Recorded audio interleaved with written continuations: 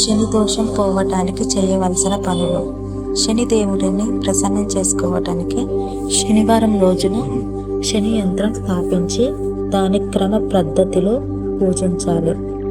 ఆ తర్వాత ప్రతిరోజు ఆవాల నూనెతో దీపం వెలిగించాలి. నీలం లేదా నలుపు రంగు పువ్వులను సమర్పించాలి. ఇలా చేయడం వల్ల శనిదేవుడు సంతోషించి ఆశీర్వదిస్తాడు. శనివారం రోజున 3 కుండలలో 1.5 కిలోల నల్ల శనగలను విడివిడిగా నానబెట్టాలి.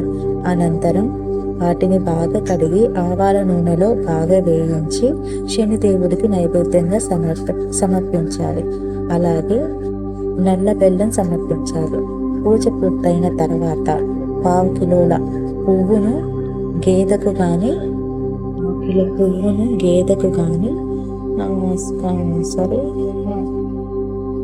తినిపించాలి. ఇంకో 1/2 కిలో కుష్టు రోగులకు తినిపించాలి. 3 పావులు ఎవరు లేని ప్రదేశంలో మీ ఇంటి నుండి దూరంగా విసిరేయాలి. ఇప్పుడు 1/2 కిలోంత నానబెడుతులో కొంచెం గేదెలకు కానీ వారికి పెట్టాలి. ఇంకొకటి ఏంటంటే కుష్టు రోగులకు తినిపించండి. అలాగే 3 పావు ఉంటుంది కదా, అది మీ ఇంటి దూరంగా ఏదైనా విసిరేయండి. ఒకసారి ఇలా ట్రై చేసి చూడండి. ఇలా గోవులకు కానీ ఏదైనా కానీ గోస్నానం చేసుకోవడం వల్ల మనం అప్పుల బాధ నుంచి విముక్తి పొందుతాము. అప్పుల నుండి దూరంగా ఉంటాము. Thank you for watching. Sorry for background noise.